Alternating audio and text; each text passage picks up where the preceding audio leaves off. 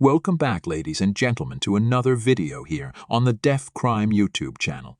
In today's video, we will be looking at times innocent people who were convicted of a crime are finally found not guilty. The first case is Daniel Villegas. In 1993, the city of El Paso was grappling with a spate of gang-related violence.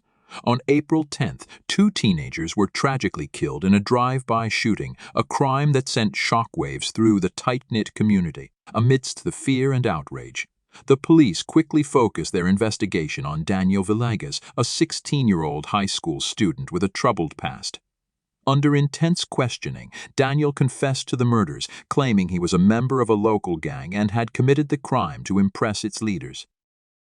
Daniel's confession became the centerpiece of the prosecution's case. Despite inconsistent evidence and an alibi supported by his family, he was charged with capital murder.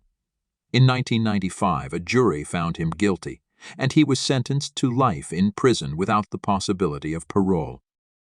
As years passed, doubts surrounding Daniel's conviction began to surface. New evidence pointed to potential police coercion during his confession. Witnesses came forward, contradicting the prosecution's narrative and supporting Daniel's innocence claims.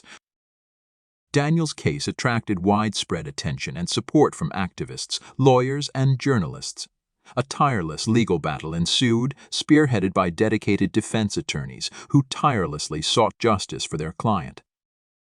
In 2010, after 16 years behind bars, Daniel's conviction was overturned. A confession by another individual, admitting his responsibility for the murders, played a pivotal role in discrediting Daniel's earlier confession. The court granted him a new trial. In 2013, after spending nearly half his life in prison, Daniel Villegas walked free. The charges against him were dropped, and he was officially exonerated. The world watched as he emerged from the shadows of injustice, determined to rebuild his life. Here is the moment he found out that verdict. Texas versus Daniel Villegas, number 94 0D09328. Verdict Form B. We, the jury, find the defendant Daniel Villegas not guilty of...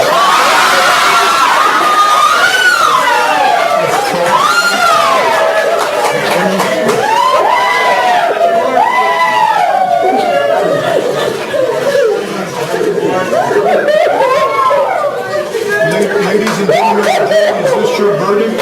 And is it a unanimous verdict? Does anybody wish to have the jury polled? There has been a request that the jury be polled so that I can ensure that it is your individual verdicts. The next case took place in 1975. A devastating crime shook the city of Cleveland, Ohio. But what followed would be an extraordinary journey of wrongful conviction, persistence, and ultimate vindication. This is the story of Ricky Jackson, a man who endured over 4 decades of injustice before the truth prevailed. In November 1975, a tragic murder occurred, leading to the arrest of Ricky Jackson, then a 17-year-old high school student, and 2 of his friends, Wiley and Quame. The prosecution relied heavily on the testimony of a young eyewitness, Edward Vernon. In 1975, Ricky Jackson and his friends faced trial for the murder, based solely on the testimony of Edward Vernon. The 3 young men were convicted and sentenced to death, making Ricky, at 18, the youngest person on Ohio's death row. Despite maintaining their innocence, Ricky, Wiley, and Quame faced a lengthy legal battle. Over the years, multiple appeals were filed, but the system repeatedly denied them justice.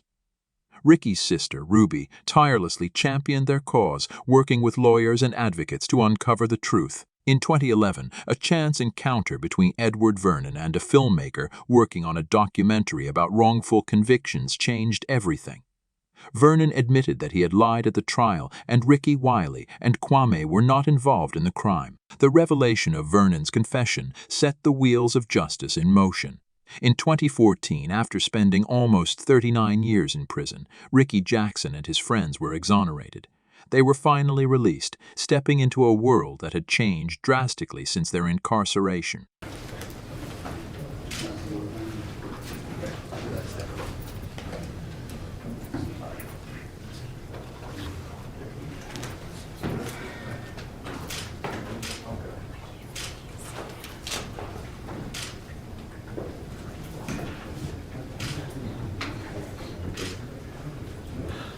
to her in 1990, a shocking crime in Phoenix, Arizona, would lead to the wrongful conviction of an innocent woman.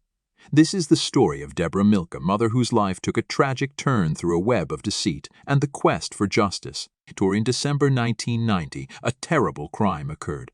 A 4-year-old boy named Christopher, the son of Deborah Milk, was found murdered.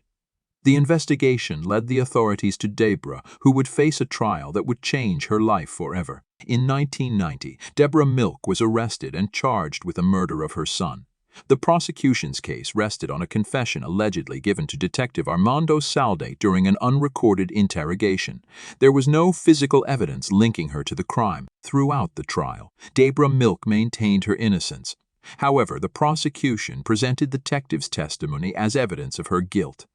It was a case built on trust in law enforcement and the belief that a confession was undeniable proof of guilt. In 2013, after spending more than 22 years on death row, Deborah Milk's conviction was overturned. The Ninth Circuit Court of Appeals cited the lack of evidence and the failure to disclose the detective's questionable history of misconduct. As Deborah Milk walked free, she began to rebuild her life. The truth revealed that her alleged confession never existed, and her innocence was finally recognized. Losing a child to murder is a devastating tragedy. Being falsely accused of a crime you didn't commit is also a devastating tragedy. Try to imagine that. What happened to me could happen to any one of you. Thank you for watching. Be sure to like the video and subscribe. And don't forget to leave any video suggestions down in the comments. Thank you and goodbye.